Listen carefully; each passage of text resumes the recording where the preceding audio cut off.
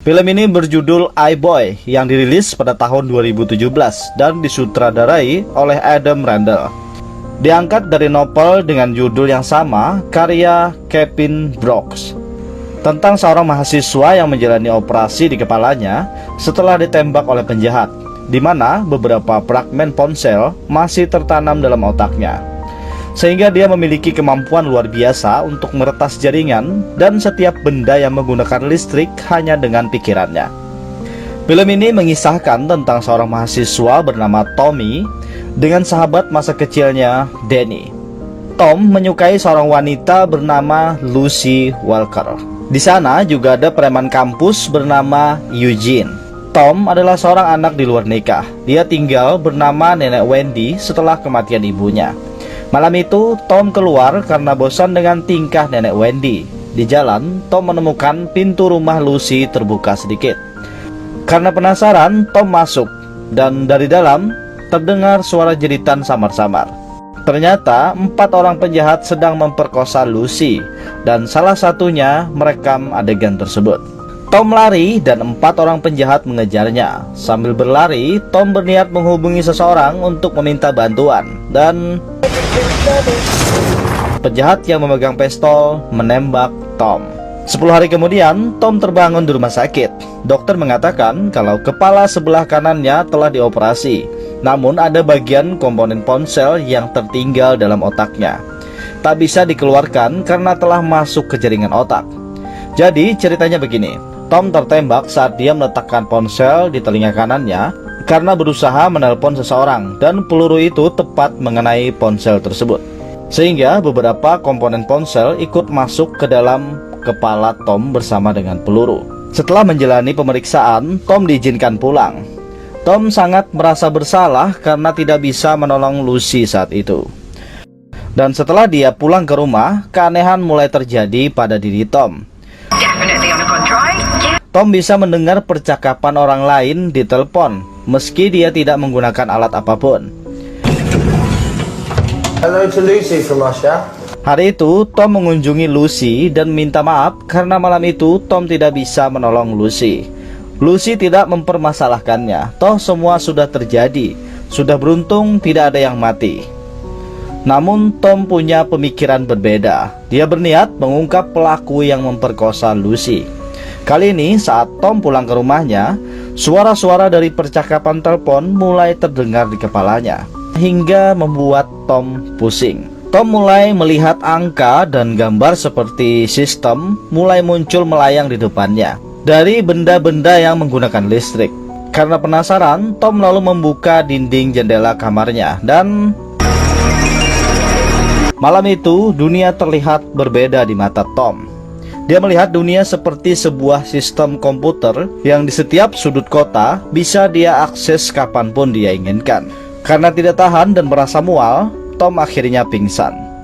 Esok harinya, Tom kembali masuk ke kampus setelah libur pasca operasi. Tom kembali bertemu Danny dan mengatakan kalau dia curiga Eugene terlibat dalam aksi pemerkosaan Lucy. Danny menyanggahnya, kalaupun Eugene nakal, dia masih punya batasan. Di perjalanan, Tom melihat semua transaksi internet di sekelilingnya. Kali ini lebih jelas dari sebelumnya. Sesampainya di kampus, Tom tanpa sengaja melihat pesan video milik Eugene. Dan itu adalah video pemerkosaan Lucy. Mengetahui kenyataan itu, Tom yang emosi dengan tanpa sengaja meledakkan ponsel milik Eugene. Malam harinya, Tom pergi ke pesta yang diadakan anak kampus. Di sana, dia memperhatikan Eugene dan mengidentifikasi 3 orang lainnya.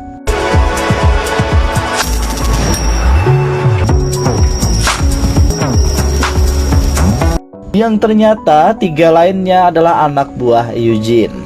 Kemudian Tom berjalan mendekati Eugene, namun Danny mencegah Tom dan menyeretnya keluar. Sekali lagi, Tom mengatakan pada Danny kalau Eugene adalah pelaku pemerkosaan Lucy. Namun Danny sekali lagi menyangkalnya.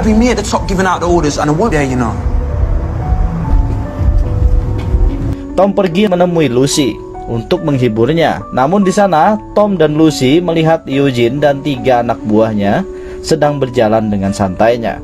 Saat itu juga ekspresi Lucy berubah.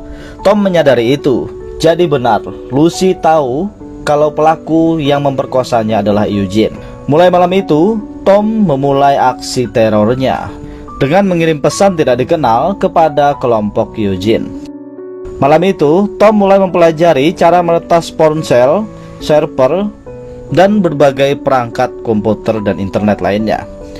Esok harinya, Tom mulai mempraktekkan peretasan dengan meretas ponsel Eugene. Malam harinya, Tom mulai meretas semua perabot di rumah Eugene dan teman-temannya.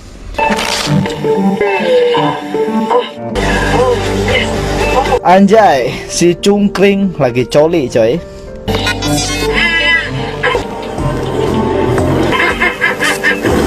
Esok harinya di kampus saat dosen melakukan penjelasan, Tom meretas laptop kampus dan menayangkan aksi coli si cungkring di proyektor. Okay, everybody, quiet please. Tom menceritakan kejadian memalukan itu kepada Lucy. Lucy kembali terhibur dengan apa yang diceritakan oleh Tom. Dan tanpa Lucy ketahui, lewat pikiran, Tom mengirim pesan tak dikenal kepada Lucy. Tom menamai dirinya sebagai iBoy dan mengakui kalau iBoy lah yang melakukan peretasan video coli si cungkring. Lalu Tom mengajak Lucy untuk bersantai di pinggir sungai. Terlihat semua trauma Lucy sudah mulai membaik. Di sana Lucy mengakui kalau setelah kejadian pemerkosaan itu, hanya Tomlah satu-satunya yang mengunjungi dan menghiburnya. Tom lalu mengatakan, "Aku hanya ingin kau merasa aman di dekatku. Jika kita berada di situasi yang sama lagi, aku ingin kau tahu, aku tak akan lari. Aku akan tetap tinggal meski aku harus mati sekalipun." Wow, luar biasa. Itu adalah janji seorang Tom pada Lucy. Kata-kata itu mewakili kalau perasaan Tom kepada Lucy bukan main-main. Malam harinya saat Tom dan Lucy pulang, Eugene menghadang mereka di jalan. Eugene mengira kalau Tom dan Lucy yang selama ini meneror mereka. Malam itu, Tom membuktikan kata-katanya. Dia tidak lari dan dengan berani menghadapi Eugene. Saat Eugene ingin menghajar Tom, Tom mengirim pesan tak dikenal pada Eugene dan anak buahnya. Lanjut, malam itu Eugene dan 3 temannya naik ke dalam mobil. Tiba-tiba, mobil terkunci sendiri dan mesin mobil juga menyala sendiri. Akhirnya karena terlalu panas, mesin mulai mengeluarkan asap. Dan lewat radio, Tom menanyakan, "Mengapa kalian menyerang keluarga Walker dan memperkosa Lucy?" Pada akhirnya, karena takut, si cungkring mengatakan kalau mereka disuruh oleh Katz.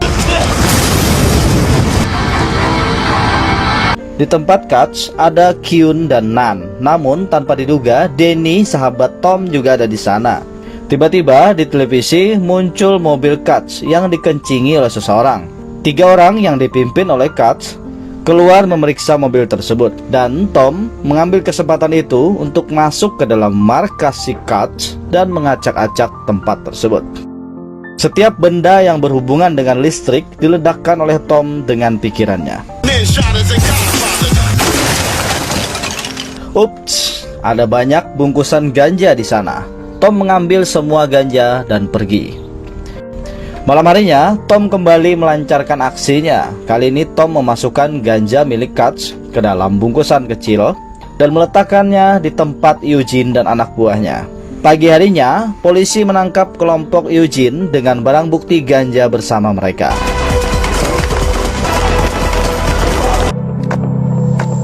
Sedangkan Katz, semua saldonya jadi 0.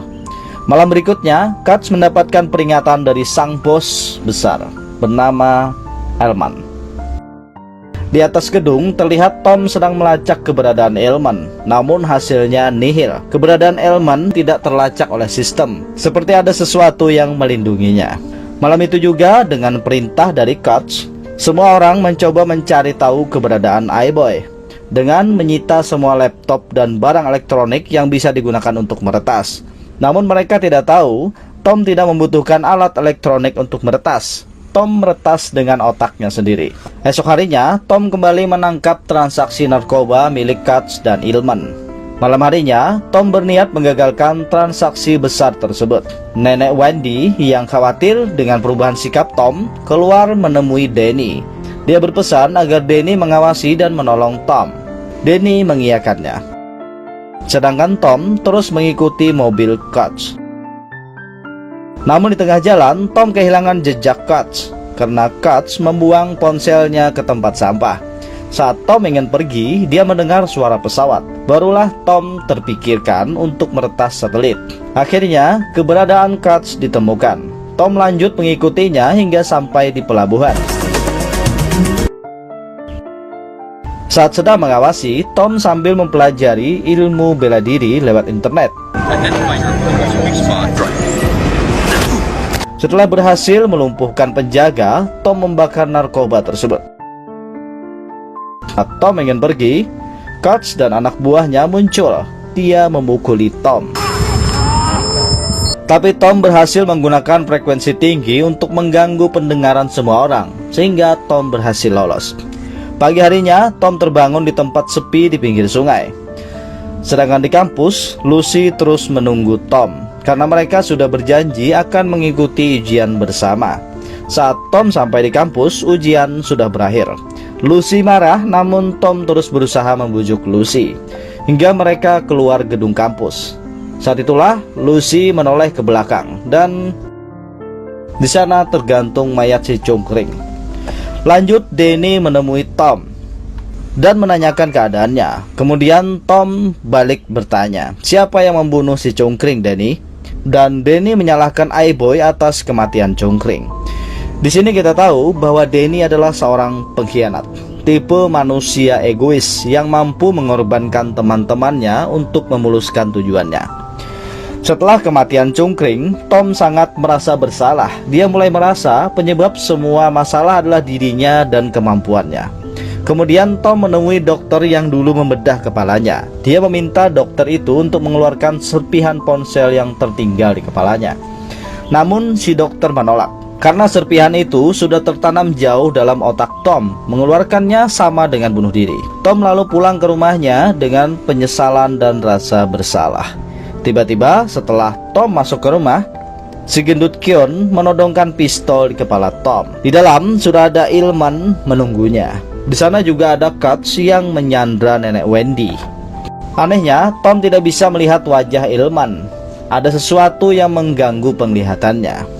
Jadi mungkin di sini Ilman ini karena dia adalah buronan dan untuk menghindari CCTV mendeteksi wajahnya, si Ilman ini memasang pengganggu sinyal di kepalanya. Kemungkinan besar begitu. Sehingga membuat Tom tidak bisa mengidentifikasi wajah Ilman. Ilman yang sudah mengetahui kemampuan Tom, dia mengancam Tom dengan Lucy yang ditahan oleh Eugene. Tanpa diketahui siapapun, Tom meretas ponsel milik Eugene untuk memanggil polisi. Kembali ke tempat Tom, Ilman memanggil Danny. Dan ternyata Danny lah yang memberitahu Ilman kalau Tom adalah iBoy, pengkhianat, penjual teman demi uang. Kemudian Ilman meminta Tom untuk meretas bank agar mengisi saldo rekeningnya yang kosong. Hanya dengan pikirannya, Tom berhasil mengisi rekening kosong itu sedikit demi sedikit. Sebenarnya Tom bisa langsung mengisi dengan jutaan dolar, dan akan banyak orang yang mempertanyakan uang tersebut. Di tempat Lucy ditahan, polisi mendatangi tempat itu karena ponsel milik Eugene terus-menerus menghubungi pihak polisi. Namun Eugene dan dua temannya berhasil lolos. Akan tetapi Lucy yang melihat pistol di lantai mengambil pistol itu dan menodongkannya ke arah Eugene dan dua temannya. Saat Lucy ingin pergi meninggalkan tempat itu, di luar dia bertemu Ilman yang sedang membawa Tom. Pada akhirnya Lucy kembali menjadi sandera dan Ilman kembali meminta Tom mengisi rekeningnya dengan uang. Namun karena ponsel itu berada di tangan Ilman, sistemnya terganggu karena pengganggu frekuensi yang tertanam di kepala Ilman. Namun Tom terus berusaha sekuat tenaga untuk meretas ponsel tersebut. Akan tetapi bukan uang yang dia tambahkan ke dalam akun Ilman. Tom ingin meledakkan ponsel tersebut. Setelah semua anak buahnya dikalahkan, Ilman keluar. Tom juga ikut mengejar keluar. Ilman menyerang Tom dari belakang. Saat Ilman ingin membunuh Tom, Lucy menembak ke atas. Setelah menembak ke atas, Lucy dengan berani menembak Ilman yang mengenai tangan Ilman. Tapi karena Lucy gugup, dia tidak bisa mengendalikan diri setelah menembak Ilman, sehingga Ilman berhasil menangkap dan memukulnya. Dalam keadaan marah, dengan tenaga yang tersisa, Tom kembali berdiri dan dengan tekad untuk menyelamatkan Lucy, Tom berhasil mengeluarkan kemampuan kejut listrik bertenaga tinggi dan berhasil membunuh Ilman dengan sekali serang. Setelah malam itu, Tom kembali koma dan tersadar kembali setelah beberapa hari. Setelah agak baikan, Tom kembali masuk ke kampus. Di perjalanan, dia bertemu dengan Danny. Danny ingin meminta maaf dengan menyerahkan uang yang dia kumpulkan saat bekerja pada Ilman, tapi Tom menolaknya. Sekali lagi, Danny menganggap uang bisa menyelesaikan segalanya. Karena menerima penolakan dari Tom, Danny mulai jengkel. Dan dengan songongnya, Danny berkata, "Apakah kau merasa kau melakukan kebaikan dengan membunuh Ilman dan merasa telah menjadi pahlawan? Mungkin nanti kau akan menyesali perbuatanmu tersebut." Tom hanya menjawab, "Kau tahu Danny, kupikir aku sudah mengincar semua orang dalam video pemerkosaan Lucy tersebut. Namun ternyata aku salah. Aku terus berpikir tentang siapa yang merekam videonya." Dari kata-kata Tom ini, kita bisa mengartikan kalau dia sudah mengetahui kalau Danny adalah si perekam video. Di atas sebuah gedung, Tom dan Lucy bertemu untuk kencan pertama mereka. Dan Give you. I don't know if it ever really goes away. And then other people cook for them. In case you need me. film ini diakhiri oleh pasangan yang memupuk cinta mereka di antara hidup dan mati. Saya kira kemampuan meretas milik Tom hilang setelah membunuh Ilman. Dan ternyata kemampuan itu tidak hilang. Semua masih menjadi sistem di kepala Tom. Film ini mengajarkan kita tentang pengkhianatan dan cinta sejati. Danny mencontohkan sikap paling tidak berbudi yang tidak patut dicontoh. Dia mencontohkan bagaimana itu sikap manusia egois dan sikap seorang pengkhianat. Sedangkan Ilman, manusia serakah yang gila harta dan kekuasaan. Dia melakukan apa saja untuk memuluskan tujuannya. Sedangkan Tom mengajarkan kita arti kesetiaan. Meski Lucy telah ternoda, Tom tetap mencintai dan memperjuangkannya. Lucy mengajarkan kita menghargai perasaan orang lain dan menghargai orang yang mencintainya. Jadi pesan saya, hargailah orang yang mau berkorban untukmu, karena belum tentu orang lain yang kau sukai atau orang yang kau kejar itu akan tulus mencintaimu.